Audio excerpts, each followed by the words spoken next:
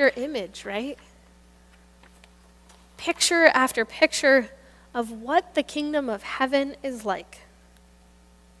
So let's slow things down a little, walk them back, put the tape in rewind, and see if we can't take this plethora of parables that have just been thrown at us and make some sense.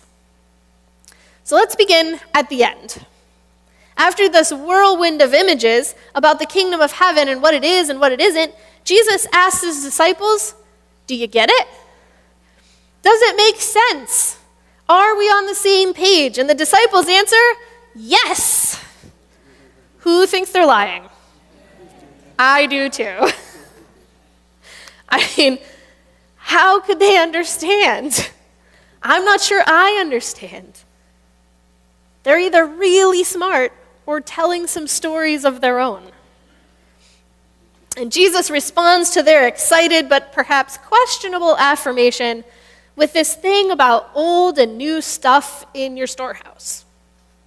That if they really do get it, they will be able to keep both the old teachings, the ones they've grown up with, and the new teachings, the ones that Jesus is bringing to light. Perhaps what he's trying to say is, time will tell. Let's see what's in your storehouse in the days to come. Just before that, Jesus talks about the kingdom of heaven as a net filled with fish. Like many of the parables we've been hearing in the last couple of weeks, this story, it looks to the future. It talks about how the net pulls in all the fish, but eventually the good ones are separated from the bad ones. So the kingdom of heaven encompasses all, but in the end only the good are welcome? What does it mean to be good? Who are the good people? Are they the people that follow Jesus, people who do good things?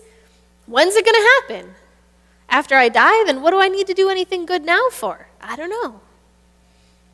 It's not really a complete picture. It's part of the picture, but it hints at judgment. So let's go back a little farther. What does the pearl teach us about the kingdom of heaven? The man searches and he searches, looking for that perfect pearl. The assumption is he knows something about pearls. I mean, he knows what to look for, right? And then he finds it. He finds this incredible pearl, and he believes it's worth giving up everything for it. Now, in my sort of money-conscious mind, that seems a bit extreme. Because if I sell everything to buy the pearl, how am I going to live? I mean, I have something that's worth the cost of all my possessions, but I can't really do anything with it. It's kind of a ridiculous story. So what does it teach us about the kingdom of heaven? We hear that it has to be searched for, that it's rare and incredible, that it's worth giving up everything for. So to find the kingdom of heaven, I have to search until maybe I find it. I have to give up everything to possess it in some way. And add in the other parable, it's a place of judgment. Sounds really great so far, doesn't it? Whew. So let's rewind a little bit more. The kingdom of heaven is like a treasure in a field. This time, it's a surprise. The guy working in the field isn't looking for a treasure. He's just trying to live his life, trying to do his job, and surprise, he finds a treasure. The kingdom of heaven is there in his everyday life. So he sells everything, and he buys the field, and he possesses the treasure for himself. Now, I find his methods a little on the dubious side, but that's probably not the point of the story. Except that, again, in order to take hold of that treasure, the kingdom of heaven, the guy has to do something. He has to sell and buy.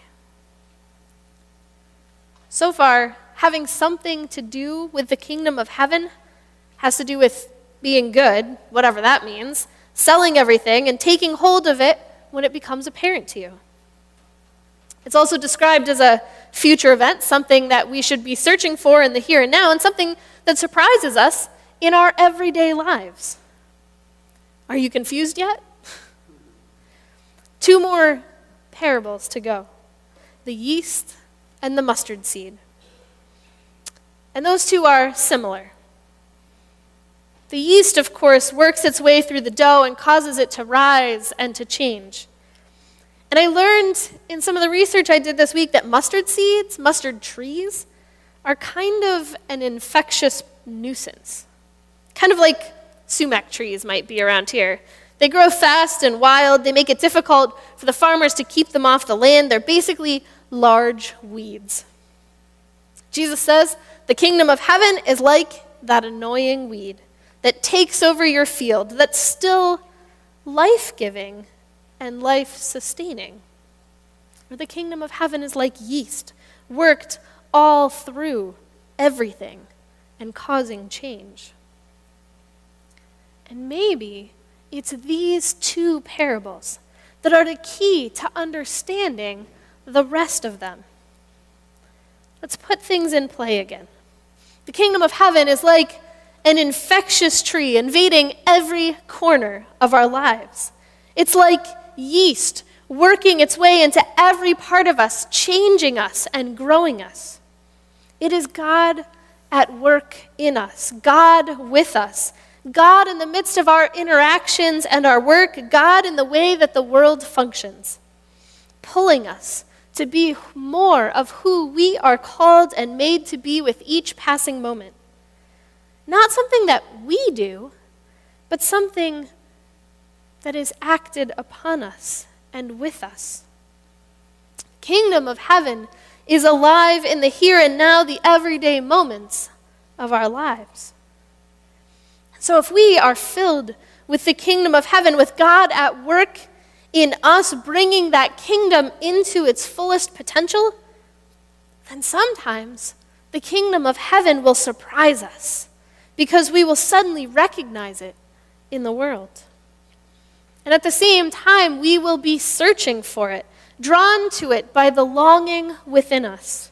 And we will want to participate in that kingdom, to give of ourselves to help it grow.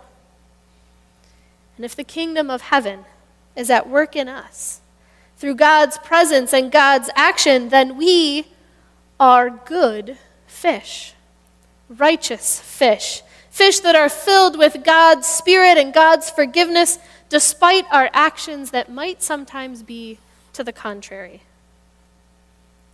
And so we don't have to worry about how we will be judged or separated when the kingdom of heaven comes in its final fullness. We are good fish because of God's work and presence in us. The kingdom of heaven is all around us, struggling to come more fully into existence, longing to be completely what God created it to be. And we are filled with that same sense, a longing for who God created us to be in relationship with the rest of the world. It is God who draws us toward that completeness, God who guides us, God who infuses us with understanding and love. The kingdom of heaven is like a weedy mustard tree, yeast that causes dough to rise, a hidden treasure, a searched for pearl, a net that captures everything. It is like followers of Jesus fighting for clarity amidst the parables. And it is like finding ways to accommodate both new and old ways of thinking and being. But most of all, the kingdom of heaven is God at work to perfect our world and our lives, both now, in the future, and into eternity. Amen.